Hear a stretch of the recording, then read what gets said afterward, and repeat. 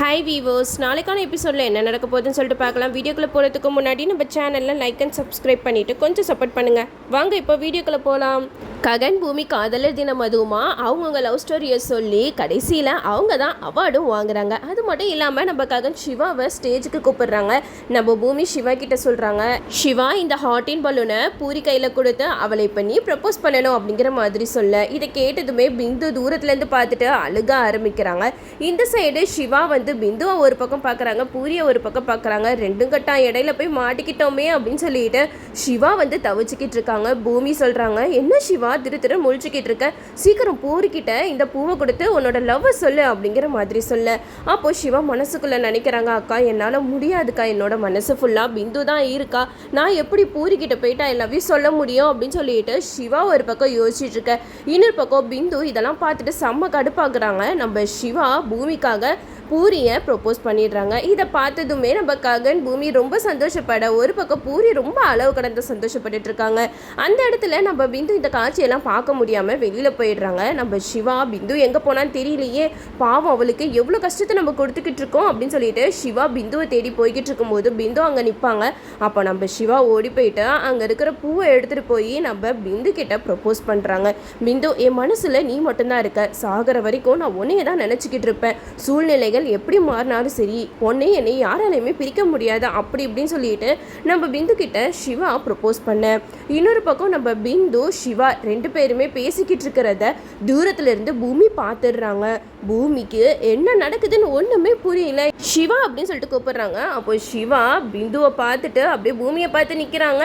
அப்போ பூமி சிவா கிட்ட கேட்குறாங்க, என்ன சிவா நடக்குதுங்க அப்படிங்கிற மாதிரி கேட்க, சிவாவும் என்னென்னமோ சொல்லி மழுப்புறாங்க.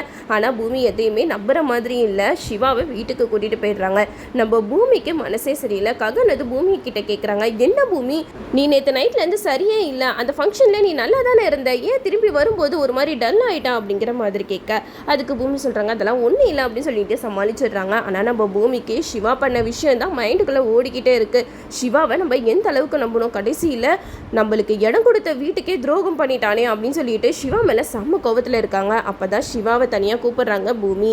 அப்போது சிவா கிட்ட கேட்குறாங்க, என்ன உன் மனசில் நினச்சிக்கிட்டு இருக்கா அப்படின்னு சொல்லிட்டு நம்ம சிவாவை பலார்னு அரைகிறாங்க. நான் நேற்று எல்லாத்தையுமே பார்த்துட்டேன், நீ பிந்து கிட்ட ப்ரொப்போஸ் பண்ணிக்கிட்டு இருக்க, என்ன நினச்சிக்கிட்டு இருக்க சிவா, என்னோட தம்பி இப்படிப்பட்டவனா அப்படிங்கிற மாதிரி நம்ம பூமி சிவா கிட்ட பேச, அதுக்கு சிவா சொல்கிறாங்க, அக்கா நீங்கள் என்னை பற்றி தப்பாக நினச்சிக்கிட்டு இருக்கீங்க, என்னோட மனசில் பிந்து தான் இருக்கா, பூமி இல்லைக்கா, நான் விரும்புகிறது பிந்துவை மட்டும்தான், பூரியை இல்லை, பூரி தான் தப்பாக புரிஞ்சுக்கிட்டு இந்த மாதிரி பண்ணிட்டா.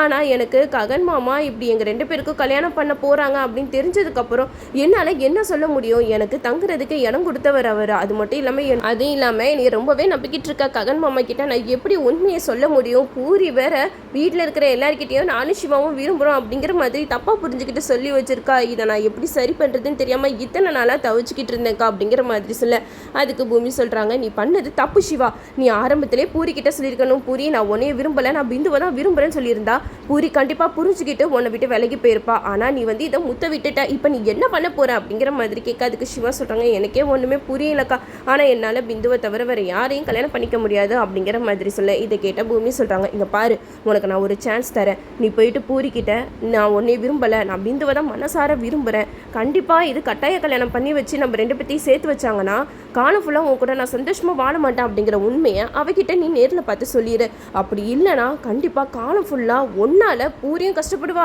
பிந்துவும் கஷ்டப்படுவா, இந்த வேதனை ரெண்டு பேருக்குமே வேணாம் சிவா, ஒழுங்கா நீ உண்மையை சொல்லிடு அப்படின்னு சொல்லிட்டு நம்ம பூமி சிவாவை கூட்டிகிட்டு கோயிலுக்கு போகிறாங்க. அங்கே தான் பூரி இருக்கா, ஒழுங்கா நீ பூரிக்கிட்ட போய் சொல்லிடு அப்படிங்கிற மாதிரி சொல்ல, அப்போது நம்ம சிவா பூரிக்கிட்ட எல்லா விஷயத்தையும் சொல்லலான்னு போகிறாங்க. ஆனால் அவங்களால சொல்ல முடியல, பயந்துட்டு திருப்பி வந்துடுறாங்க, வேணாக்கா இதனால் உங்கள் வாழ்க்கைக்கு எதுவும் பிரச்சனை வந்துருமோன்னு பயந்துட்டு தான் நான் இத்தனை நாளாக இந்த உண்மையை மறைச்சிட்டு இருந்தேன் அப்படிங்கிற மாதிரி சொல்ல, இதை கேட்டதுமே நம்ம பூமி செம்ம டென்ஷன் ஆகி கத்துறாங்க, போ சிவா உன்னை போய் நம்பின பாரு, என்னைய சொல்லணும் அப்படின்னு சொல்லிட்டு கோவத்தில் போயிடுறாங்க.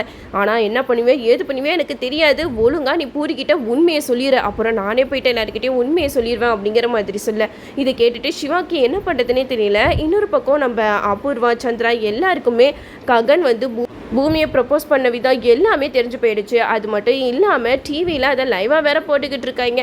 அதை பார்த்துட்டு நம்ம அபூர்வா செம்மையாக கடுப்பாக்குறாங்க. அப்போ நட்சத்திரம் அபூர்வா கிட்ட சொல்கிறாங்க, பார்த்தீங்களா மம்மி, 2 பேரையும் எப்படியாவது பிரிச்சிடலாம் சொல்லிட்டு பார்த்தா கடைசியில் 2 பேரும் அவங்கவுங்க லவ்வை ஷேர் பண்ணிவிட்டு அது மட்டும் இல்லாமல் பூமியோட உருவத்தை எப்படி கோலமாவில் வரைஞ்சி வச்சுருக்கான் பாருங்க அப்படிங்கிற மாதிரி நம்ம நட்சத்திரம் சொல்ல, இதை கேட்டுட்டு அபூர்வா சொல்கிறாங்க, நீங்கள் பாருங்கள், இதெல்லாம் இன்னும் எத்தனை நாளைக்கு நீங்கள் நினச்சிக்கிட்டு இருக்கீங்க? இப்போ இவங்க 2 பேரும் சேர்ந்துப்பாங்க, நாளை பின்ன நீ யாருன்னே எனக்கு தெரியாதுடி அப்படின்னு சொல்லிட்டு ககன் மறுபடியும் பூமியை வீட்டை விட்டு துரத்த தான் போகிறான் அப்படிங்கிற மாதிரி சொல்லி இதை கேட்டதுமே நம்ம கேபிக்கு செம்ம கோவம் வந்துடுச்சு. என்ன அபூர்வா பேசிக்கிட்டு இருக்க? அவங்க 2 பேரோட காதலும் சின்ன வயசுலேருந்தே ஆரம்பமானது, அதை யார் நினச்சாலும் பிரிக்க முடியாது அப்படின்னு சொல்லிட்டு கேபி ககன் பூமிக்கு சப்போர்ட் பண்ணி பேச, இதை கேட்ட அபூர்வாக்கு செம்ம கோவம் வருது. ஆமாம், உன் பையனை பற்றி தான் எனக்கு தெரியுமே, எத்தனை தடவை பூமியை கழுத்து பிடிச்சி வீட்டை விட்டு துரத்து விட்டுருக்கான். அது மட்டும் இல்லாமல் அவன் பூமியை கல்யாணம் பண்ணிக்கிட்டதுக்கு காரணம் இந்த சொத்து தான்.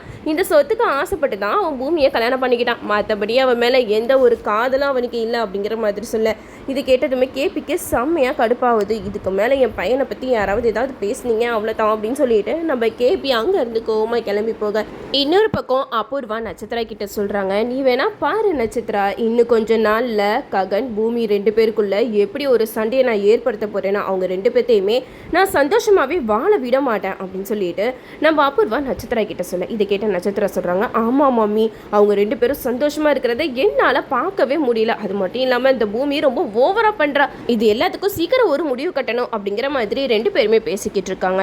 இந்த சைடு வீட்டில் நம்ம ககன் சாரதா 2 பேரும் சேர்ந்து பூரி சிவாவுக்கு கல்யாணத்தை எப்படி நடத்துறதா அப்படின்னு சொல்லிட்டு சீரியஸாக டிஸ்கஸ் பண்ணிட்டு இருக்காங்க.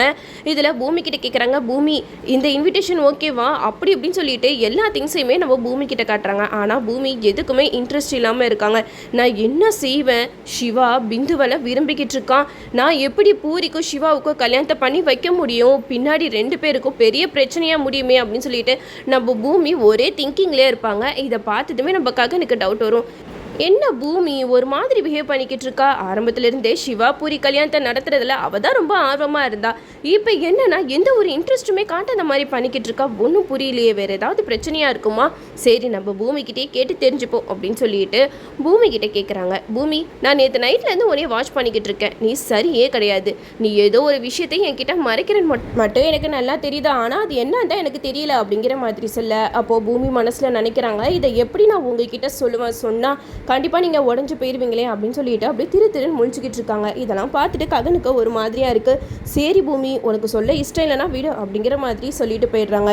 ஆனால் பூமி ஒரு விஷயத்தை மட்டும் நல்லா புரிஞ்சு வச்சுருக்காங்க, என்னதான் இருந்தாலும் இந்த விஷயத்த ரொம்ப நாளைக்கு மறைக்க முடியாது, அப்படி மறைச்சா கண்டிப்பாக 2 பேரோட வாழ்க்கையுமே பாதிக்கும். என்னதான் சிவா என்னோட வாழ்க்கையை காப்பாற்றுறதுக்காக பூரியை கல்யாணம் பண்ணிக்கிட்டா கண்டிப்பாக அவனோட சந்தோஷம் அவன்கிட்ட இருக்கவே இருக்காது. பிந்து ஒரு பக்கம் கஷ்டப்பட, பூரி ஒரு பக்கம் கஷ்டப்பட, எதுக்கு இந்த மாதிரி ஒரு கல்யாணம் தேவையா அப்படின்னு சொல்லிட்டு நம்ம பூமி ஒரு பக்கம் மனசில் நினச்சிக்கிட்டு இருக்க. இன்னொரு சைடு நம்ம ககன் சாரதா 2 பேருமே ரொம்ப ஆர்வமாக இந்த கல்யாணத்தை நடத்துறதுக்கு எல்லா வேலைப்பாடுகளுமே செஞ்சுக்கிட்டு இருக்காங்க. இதெல்லாம் பார்த்துட்டு பூமிக்கு என்ன பண்ணுறதுனே தெரியல. இதிலிருந்து பூமி எப்படி தப்பிக்க போகிறாங்க? நம்ம ககன் கிட்ட சிவா பூரியை விரும்பலை, பிந்துவை தான் விரும்புகிறான் அப்படின்னு சொல்லிட்டு அந்த உண்மையை எப்படி சொல்ல போகிறாங்கன்னு சொல்லிட்டு அடுத்த ரிவ்யூவில் நம்ம வெயிட் பண்ணி பார்ப்போம். ஓகே வியூவர்ஸ், என்னோட ரிவ்யூ உங்களுக்கு பிடிச்சிருந்தா லைக் பண்ணுங்க, மறக்காம நம்ம சேனலை சப்ஸ்கிரைப் பண்ணிடுங்க.